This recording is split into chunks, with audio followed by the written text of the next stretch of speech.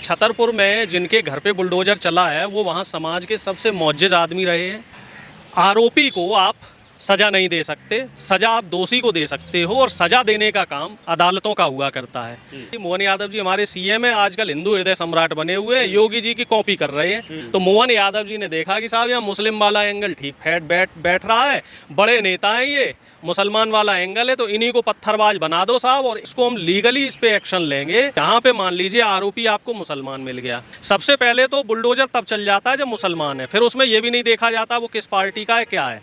और वहीं जब आरोपी बीजेपी का होता है या किसी सवर्ण समाज का होता है, मेरी बातों को अन्यथा ना लिया जाए क्योंकि सच जो है वो कटु होता है।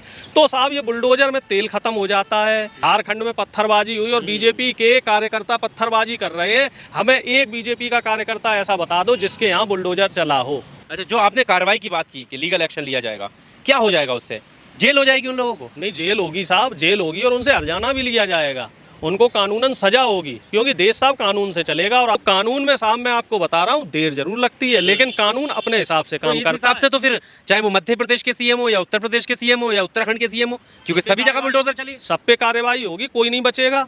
कोर्ट में जरा अदालतों में मामले तो पहुंचने दो। इसमें मोहन यादव जी को थूक के चाटना पड़ेगा, माफी मांगनी पड़ेगी, हर्जाना भी देना पड़ेगा और इनके खिलाफ कार्रवाई भी होगी। आप बस देखते जाइए। तैयार है, मतलब लीगल तौर पर तैयार है पूरा? बिल्कुल। और मैं आपसे कह रहा हूँ, फिर से एक बार कह रहा हूँ कि मोहन यादव जी को माफी भी मांगनी पड़ेगी और उनके के खिलाफ सख्त से सख्त कार्रवाई भी होगी।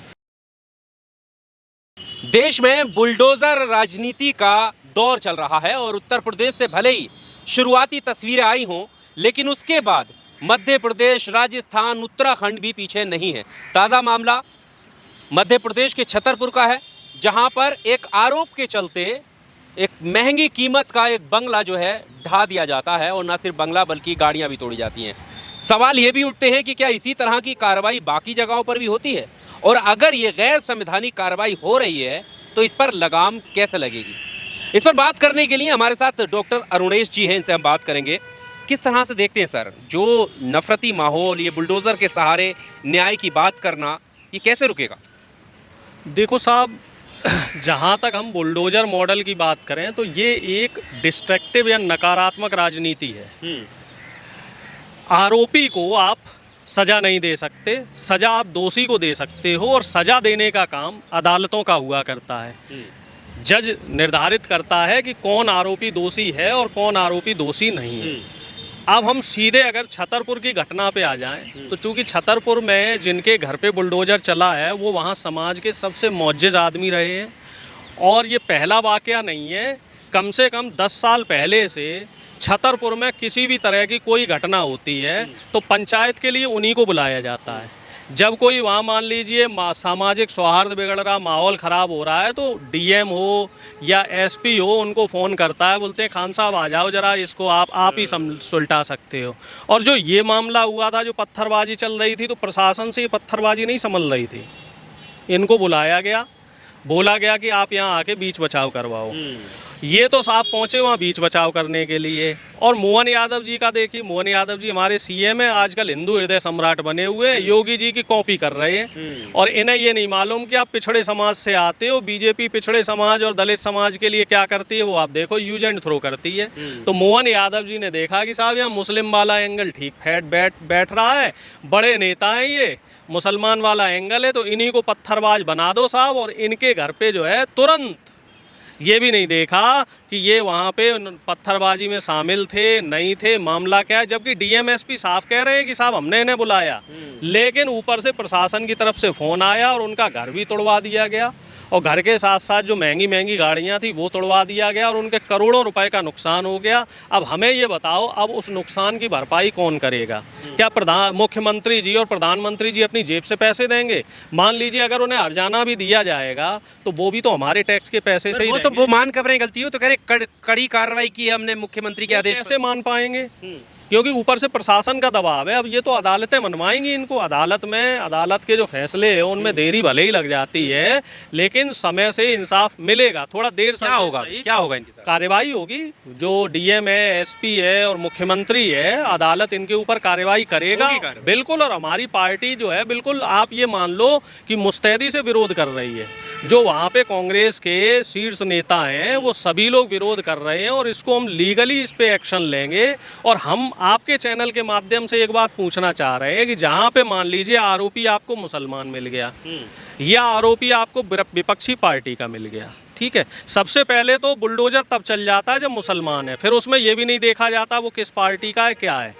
बुलडोजर की स्पीड 100 हो जाती है। और वहीं जब आरोपी बीजेपी का होता है या किसी सवर्ण समाज का होता है, मेरी बातों को अन्यथा ना लिया जाए, क्योंकि सच जो है वो कटु होता है। तो साहब ये बुलडोजर में तेल खत्म हो जाता है, या जो राजा या हमारे जो मुख्यमंत्री हैं, प्रधानमंत्री हैं, इनकी न्याय की जो सुई है वो कहीं इधर उधर डगमगा जाती है।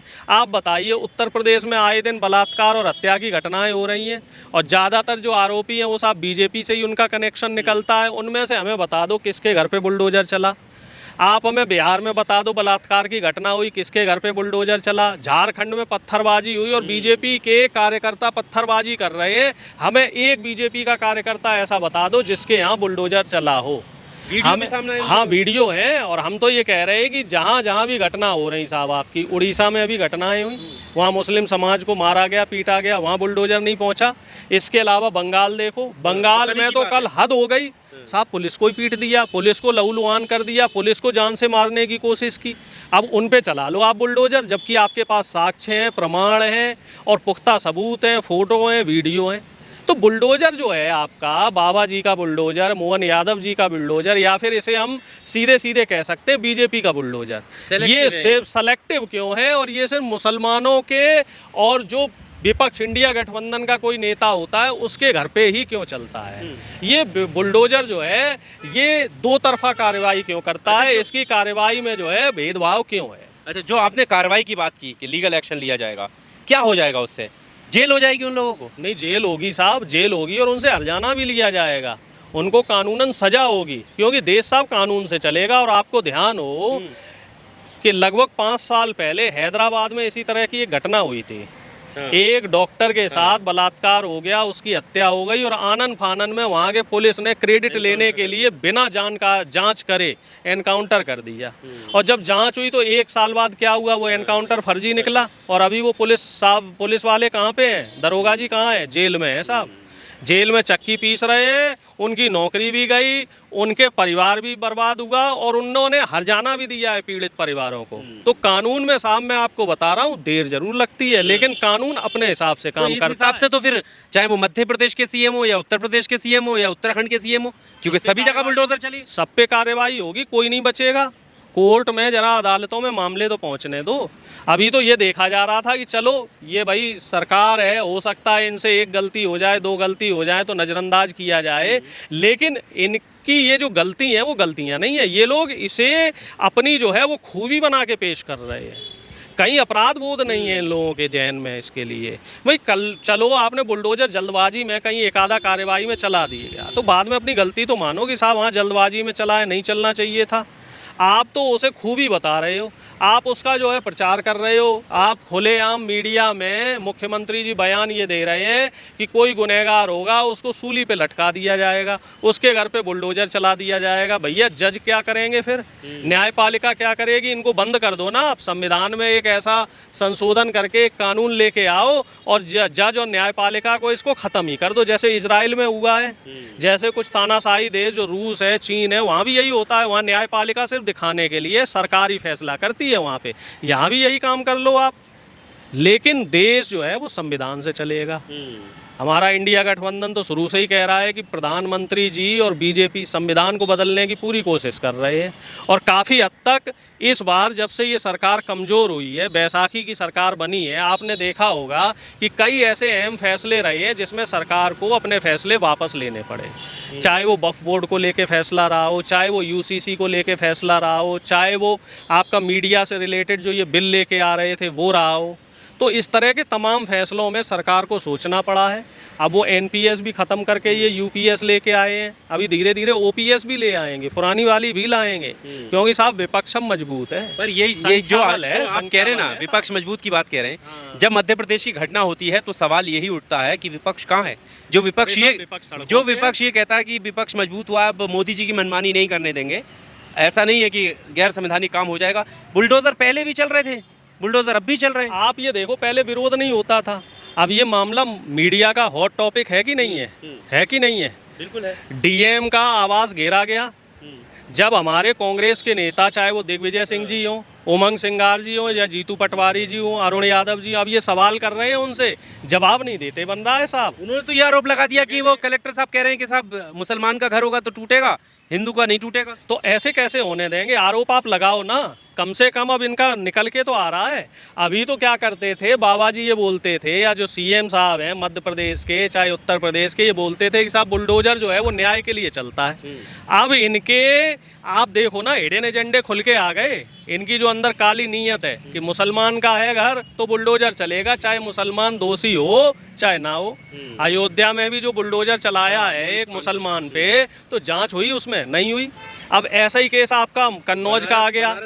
नहीं, बनारस का तो चलो पुराना है, कन्नौज का आ गया नवाब सिंह यादव का, उसके घर पे क्यों नहीं चला रहे बुलडोजर? क्योंकि उसके जब सपा से कनेक्शन थे वो तो आपने दिखा दिए, अभी वो बीजेपी में है।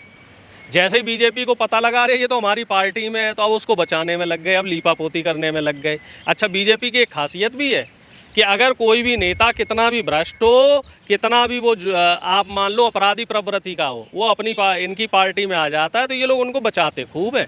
ब्रजभूषण शरण सिंह, कितने बड़े बड़े आरोप हैं हत्या बलात्कार के, लेकिन बुलडोजर नहीं चलेगा साहब वहाँ।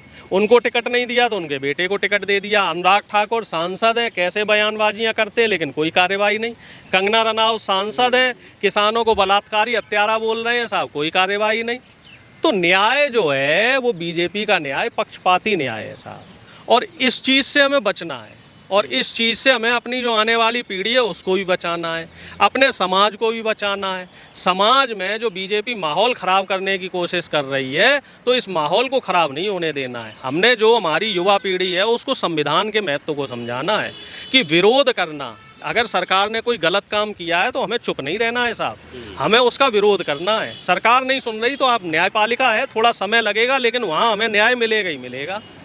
डीएम है, एसपी है, कोई भी हो, उसके खिलाफ आप प्रदर्शन करो। प्रदेश का ये छतरपुर मामला किस तरफ जा रहा है, क्या है आखिरी? साहब इसमें मोहन यादव जी को थूक के चाटना पड़ेगा, माफ़ी मांगनी पड़ेगी, हर्जाना भी देना पड़ेगा, और इनके खिलाफ कार्रवाई भी होगी। आप बस देखते जाइए। मोहन यादव जी ने अपनी, वो कहते हैं ना, विनाश काले विपरीत बुद्धि, तो अब इनका जो है उल्टा समय शुरू हो गया है साहब मोहन यादव जी का।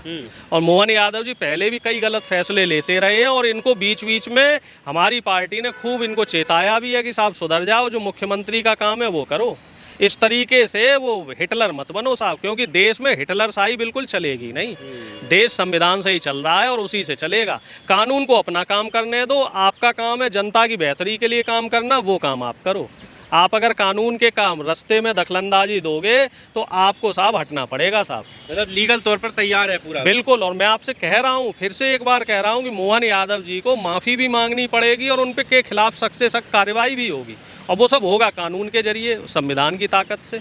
चलिए, बहुत शुक्रिया हमारे साथ बात करने के लिए। डॉक्टर अरुणेश यादव जी थे, और जो मध्य प्रदेश में हुआ उसके खिलाफ सख्त कार्रवाई करने की शुरुआत कर चुके हैं, और उम्मीद ये जताई जा रही है कि जल्दी, चाहे वो मुख्यमंत्री हों, चाहे वो प्रशासनिक अधिकारी हों, इन सब पर कार्रवाई होती हुई नजर आएगी। इस वीडियो में सिर्फ इतना ही। इस इंटरव्यू को लेकर आपका क्या कुछ कहना है, कमेंट बॉक्स में आकर अपनी राय ज़रूर दीजिएगा। शुक्रिया।